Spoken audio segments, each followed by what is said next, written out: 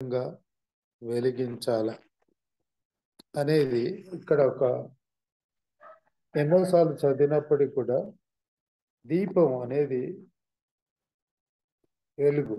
దీపం అనేది దానికి దీపం ఉన్నప్పుడే వెలుగు అనే అర్థం.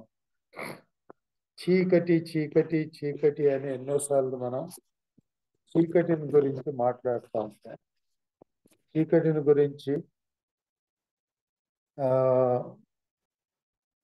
చీకటి ఎట్లా అన్నట్టుగా సాతాను గురించి కూడా మాట్లాడుతాం. సాతానుడు ఇట్లా సాతానుడు అట్లా అని మనం ఎన్నోసార్లు మాట్లాడుతూ ఉంటాం. కానీ సాతాను ఏ విధంగా పారదోలాలనేది ముఖ్యంగా ఆలోచించాలి. సాతాను ఆ చీకటిని గురించి, చీకటి మంచిది కాదు, చీకటి ఇట్లా, చీకటి గురించి అంటే unnecessary wasting of your time. అయితే చీకటిని పోగొట్టాలంటే మనం టార్చ్ వేస్తే, మనం లైట్ వేస్తే చీకటి వెళ్ళిపోతుంది. అక్కడ ముందు ఏముంటుందో మనకు కనపడుతుంది. అట్లా యేసు ప్రభు కూడా తన శిష్యులతో మత్తయి 5వ అధ్యాయంలో కూడా కొండ మీద ప్రసంగం అయిన తర్వాత కూడా ఆయన ఇదే అన్నాడు, మీరు లోకమునకు వెలుగై ఉన్నారు, మీరు లోకమునకు ఉప్పై ఉన్నారు అని. ఈ రెండు మాటలు అదొక కేటగిరికల్లీ దట్ ఈస్ లైక్ అవార్డ్. అంటే దట్ ఈస్ లైక్ ఏమంటారు, నీవు ఏం పని చేస్తావు అని అంటే, నీ టైటిల్ ఏంది అని అంటే అంటే అట్లా యేసు ప్రభు తన శిష్యులకు లేకపోతే తను నమ్మిన బిడ్డలకు, తను వెంబడించే వారికి ఒకటి ఏం టైటిల్ ఇచ్చిందంటే, మీరు లోకమునకు ఉప్పు లాంటి వారు, మీరు లోకమునకు వెలుగు అయినారు. ఈ వెలుగును వెలుగులో ఉన్నప్పుడు, ఇప్పుడు మనకు చెప్తున్నారు, మనకు తెలుసు, ఎక్కడైనా ఒక టార్చ్ చేసినా అందరికి కనపడేటట్టు వేస్తాం. ఒక ల్యాంప్ ఇంట్లో ఒక బల్బ్ పెట్టినా కూడా అంత కన్వీనియంట్గా ఆ బల్బు ఎక్కడ ఇది లేకుండా, నీరు లేకుండా మన మధ్యకు వచ్చేటట్టు రూమ్లో వెలిగించడానికి మనం ప్రయత్నం చేస్తాం. లేకపోతే రూమ్లో ఎక్కడో కింద పెట్టి బల్బ్ పెట్టి వెలుగుందంటే కుదరదు.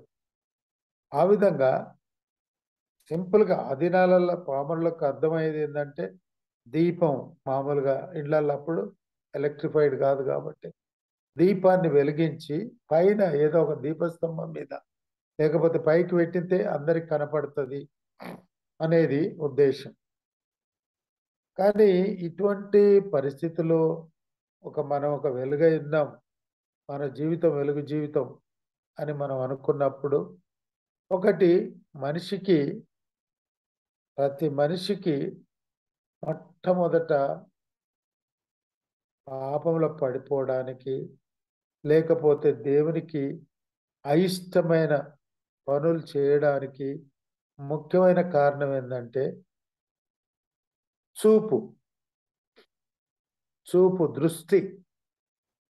ఆ దృష్టి ఒకవేళ ఆ టైంలో నేను అనుకుంటా, ఒకవేళ గుడ్డోడు అయింటే మేలేమని అనుకుంటా. గుడ్డోడికి ఏది కనపడదు, కొన్నిటిని ఆశపడడు. అయితే ఇప్పుడు కళ్ళున్న వాళ్ళు ఎప్పుడైతే ఆశపడుతున్నారో, చూసినప్పుడు ఆశ పెరుగుతుంది, చూసినప్పుడు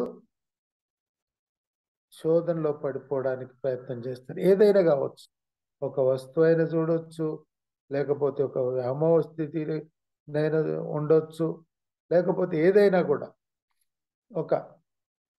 చూసినప్పుడు దాన్ని వశం చేసుకోవడానికి ప్రయత్నం చేస్తారు. ఏదైనా ఆలోచన చేస్తే మనం దాని గురించి ఆలోచించవచ్చు, దాని గురించి తలంచవచ్చు. కానీ అందుకే ఏదైతే నీ కన్ను వలన నీ దయవంతా వెలుగైనప్పుడు నీ కన్ను మాత్రమే నీకు నీ విశ్వాసానికి ఆటంకం అవుతుంది అని ప్రభువు చెప్తా ఉన్నాడు ఇక్కడ. అప్పుడు ఏంది అంటే ఆయన ఒకటే చెప్తాడు, దానికి పరిష్కారం ఏంటంటే, ఒక కన్ను ఏదైతే ఆటంకం అని నీవు అనుకుంటున్నావో ఆ కన్నును తీసి పాడేయి. 2 కన్నులుండి పాతాళానికి వెళ్ళేదానికంటే ఒక్క కన్నుతో పరలోకం వెళ్ళడం మేలు అన్నట్టుగా దేవుని ఉద్దేశం. అంటే ఆ విధంగా ప్రాక్టికల్గా మనం ఒకవేళ ఆలోచన చేస్తే ఒక విశ్వాసం అనే లైట్ మన లోపల దేవుడు అనుగ్రహించిండు. విశ్వాసం, ఆ విశ్వాసాన్ని ద్వారా మన లోకంలో జీవించాలి. అనేక సార్లు మన చూపును బట్టి మెయిన్గా వినడం అనేది తర్వాత, కానీ సర్వేంద్రియం నయనం ప్రధానం అని అంటారు. చూడడానికి కూడా అంటే అన్ని మన జ్ఞానేంద్రియాలు అన్నిట్లలో నయనం కన్ను చాలా ముఖ్యమైనదని మనకు తెలుసు. అది అనేక సార్లు అందరూ అంటూ ఉంటారు. ఆ ప్రధానమైంది మనల్ని అనేక సార్లు శోధనలో పడేయడానికి ప్రయత్నం చేస్తాం. కాబట్టి ఆ శోధనలో పడకుండా మనం ఎలాగా మన విశ్వాస జీవితాన్ని లేకపోతే మన వెలుగు జీవితాన్ని మనం కాపాడుకొని, మన వెలుగు జీవితం మన హృదయంలో ఆ వెలుగు ఉన్నప్పుడు, మన హృదయంలో ఆ విశ్వాసం అనే వెలుగు ఉన్నప్పుడు అది ఇతరులకు ప్రకాశవంతంగా ఉంటుంది. ఇప్పుడు ఎక్కువ మటుకు ప్రభువును నమ్మడం అని అంటే, లేకపోతే మినిస్ట్రీ చేస్తున్నాం అని అంట. మినిస్ట్రీ చేయడానికి కేవలం ఆటంకాలు ఏమున్నాయంటే, క్రైస్తవులలో క్రీస్తును చూడలేకపోవడం, లేకపోతే క్రైస్తవులలో ఉండే వెలుగు, ఆ వెలుగు ఇతరులకు వెలిగింపబడకపోవడం అనేది చాలా ముఖ్యమైనది. దాన్నే లవ్ ఇన్ యాక్షన్ అంటారు. దాన్నే ఇంకా ఏ విధంగా చెప్పినా కూడా నీ విశ్వాసం నీ క్రియారూపకంగా చూపించాలని అంటారు. ఏ విధంగా మనం ఆలోచన చేసినా కూడా దాన్ని మనం ఊహించవచ్చు. ఇక్కడ రియాలిటీ మనం ఆలోచించాల్సింది ఏంటంటే, మనం శోధనలు జయించాలి. శోధనలు జయించాలంటే మన కను దృష్టిని ఇక్కడ నీ దేహమునకు దీపము నీ కన్నే గనుక, నీ దేహమునకు దీపము నీ కన్నే గనుక, నీ కన్ను తేటగా ఉంటే నీ దేహమంతయు వెలుగుమయమై ఉండును. మన జీవితాలలో పొరపాట్లు, బలహీనతలు జరిగేది ఇక్కడే. నీ కన్ను వెలుగైంటే దేహమునకు దీపం, నీ దేవునకు దీపం నీ కన్నే గనక, నీ కన్ను తేటగా ఉంటే నీ దేహమంతయు వెలుగుమయమంటుంది. అది చెడినదైతే నీ దేహమునకు చీకటిమయమై ఉండును. ఇక దీనికి ఒక దృష్టాంతం చెప్పాల్సిన పని లేదు. మన దృష్టి గురించి ఇంకొక ఏదో చేయాల్సిన పని లేదు. మనకెన్నో ఉదయం నుండి సాయంకాలం వరకు ఒక పాజిటివ్గానే నేను చెప్తా. ఒక మంచి స్వీట్స్ చూస్తే మనకు తినాలనిపిస్తుంది, మంచి ఆహారం తింటే మనం చూస్తే తినాలనిపిస్తుంది, లేకపోతే మంచి ఏదైనా ఇతరులు మంచిగా బతికితే మనకు ఇష్టం ఉండదు. కొన్ని పాజిటివ్గా ఉంటాయి, కొన్ని నెగటివ్గా ఉంటాయి. లేకపోతే కొంతమంది జీవితాలలో బాగా ఎదుగుతూ ఉంటే చూసి ఇష్టపడడం, లేకపోతే కొన్ని కనుక ఇంపైనవి ఏదైతే కనపడతాయో, ఇప్పుడు మనం వ్యభిచారంలో పడడానికి కూడా కారణాలు అవి. ఒక దృష్టి, ఆ దృష్టి మనిషిని హృదయాన్ని మార్చేస్తూ ఉంటుంది. కన్నులకు ఇంపైంది, కన్నులకు ఏదైతే ఇంపు కనపడుతుందో దాన్ని వశపరచుకోవడానికి ప్రయత్నం చేస్తుంది. మొట్టమొదట ఏదేని తోటలో జరిగిన పొరపాటు కూడా ఇదే. ఆ సర్పం తీసుకెళ్ళి ఆ పండును చూపించినప్పుడు కనులకు ఇంపుగా ఉండెను అంటే చాలా అడ్మైరింగ్ అన్నమాట. అంటే ఎంత ఆకర్షితంగా కనపడ్డది. అట్లాగే అది రోజు చూస్తే కనపడలేదు, అంత ఆకర్షితంగా కనపడలేదు. ఆ యొక్క సర్పము చెప్పినప్పుడు ఎంతో ఆకర్షితంగా ఉండి అది రుచే కాకుండా ఆకర్షితంగా దాని రూపే ఆకర్షితంగా ఉండి అది ఆకర్షితపడి తిని తన విశ్వాస జీవితం లేకపోతే తన దేవుడు చెప్పిన ఆజ్ఞకు అవిధేయత పడి అవిధేయత చూపించింది. ఆ పండును తిన్నది మోసపోయింది. మోసంలో పడిపోయింది. జీవితం అంతా చీకటిమయమైంది. వెలుగులో ఉన్న జీవితం చీకటిమయం చేసుకున్నాడు. కాబట్టి క్రీస్తునందు దేవుని బిడ్డలారా, మన జీవితం shine on our light to others. మనలో ఉన్న వెలుగును ఇతరులకు ఏ విధంగా వెలిగించాలా, లేకపోతే మనలో ఉన్న విశ్వాసం ఇతరులకు ఏ విధంగా తెలియచేయాలా. విశ్వాసం విశ్వాసం విశ్వాసం ఎక్కువగా ఆంధ్ర ఏరియాలో చూస్తే వాళ్ళు ఏంటి అని అంటే విశ్వాసులు అంటారు. కొంతమంది ఏమంటారు అంటే వాళ్ళు విశ్వాసులు కాదు పిచాచులు అని అంటారు.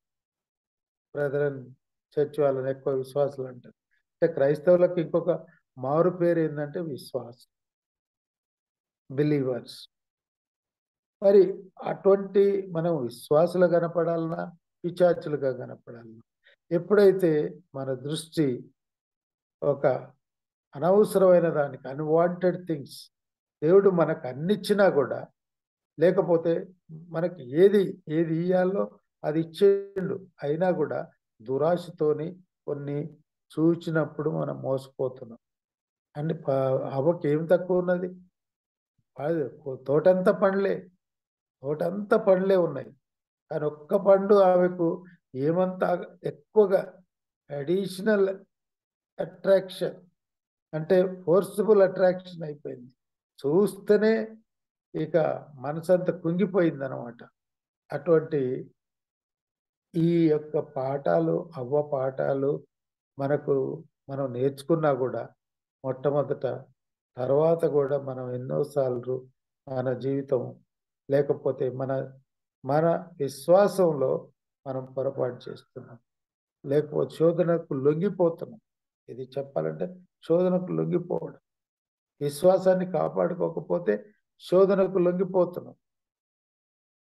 లొంగిపోవడం. ఆ లొంగిపోకూడదనంటే మనలో ఉన్న అయిష్టమైన ఆలోచనలు ఏవైతే ఉన్నాయో దాన్ని తీసేయాలి. ఒకవేళ కన్నంటే కన్నే కాకుండా మన ఆలోచనలు, దుష్ట తలంపులు మనలో నుండి తీసేయాలి. ఒక బిహేవియరల్ సైంటిస్ట్ చెప్తా ఉంటారు, తీసేయడం ఎట్లా అంత ఈజీ అని అంటే ఒకటి నేర్చుకోవాలి. ఒక డ్రాయర్ ఉంటుంది,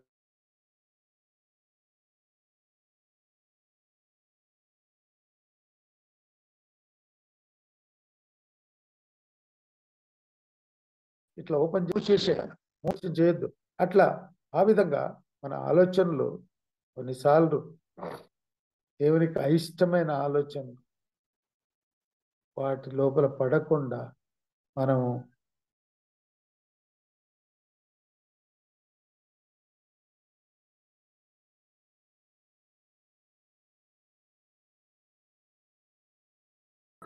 పెట్టి దీపస్తంభం మీద పడుతుందో మన విశ్వాసులైన వారి విశ్వాసం కూడా, లేకపోతే వెలుగుమయమైంటున్న వెలుగు ఇతరులకు వెలుగుగా ఉంటుంది.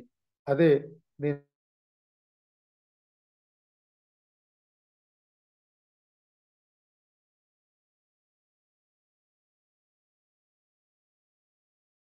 చెప్పాల్సిన, ఎందుకంటే క్లియర్గా ఉన్నది, దానిలో ఏమి సందేహించాల్సిన పని లేదు. అది చెడినదైతే నీ దేహం ఎంతయో చీకటిమయమైండెను. ఒకవేళ ఈ ఉదయకాలం అందు ఈ మాటలు వింటున్నప్పుడు మన జీవితాలు చీకటిమయమై ఉండాలా, అది మనం ప్రశ్నించుకోవాలి. ఒకవేళ చీకటిమయం కాకూడదు అని అంటే మన లోపల ఉన్న దృష్టి, మన కన్ను ఏదైతే ఆటంకం చేస్తుందో మన కన్నును తీసేసి ఒక్క కన్నుతోనే పరలోకానికి వెళ్ళడానికి మనం ప్రయత్నం చేస్తూ ఉండాలి. దీపము కాంతి వలన నీకు వెలిగించినప్పుడు ఏలాగుండునో అలాగు దేహమంతయు వెలుగుమయమైండును. ఎప్పుడు మన జీవితాలు పొరపాట్ల అక్కడ శోధనలో పడిపోనప్పుడు మన దేహమంతయు వెలుగుమయమైండును. కాబట్టి ఈ ఉదయకాలమందు ఈ కొద్ది మాటలతో దేవుడు దీవించి మన జీవితాలలో మన జీవితం చీకటిమయం కాకుండా వెలుగుమయమై ఉండి ఇతరులకు ఈ క్రిస్మస్ సందర్భంలో ఆ నక్షత్రం వెలుగు చూసి జ్ఞానులు ఏ విధంగా క్రీస్తును కనుగొన్నారో మన జీవితాలలో కూడా ఆ వెలుగును, ఆ క్రీస్తు మనకు అనుగ్రహించిన వెలుగును మనం ఇతరులకు చూపించి, లేకపోతే మనకు ఇచ్చిన మనం ఏ ఏ విధంగానైతే విశ్వాసంతో ఉన్నామో ఆ విశ్వాసం ఇతరులకు కనపరిచి దేవుని మయంపరుస్తున్నప్పుడు ఎంతోమంది ఆ యొక్క వెలుగులోనికి రావడం, ఎక్కడో ఉన్న అనేకమైన చోట్ల ఉన్న చీకటిని మనం తీసేయడానికి మనము సాధనముగా ఉపయోగపడుతున్నాం దేవుని హస్తంలో. Lord use me as your instrument in your hand అని అంట. ఒకవేళ మన జీవితాలు వెలుగుమయం అంటే దేవుని చేతిలో ఒక సాధనంగా దేవుడు మనందరినీ వాడుకున్నట్లు పరిశుద్ధాత్మ దేవుడు మనకు సహాయం చేయనుగాక. ఆమేన్.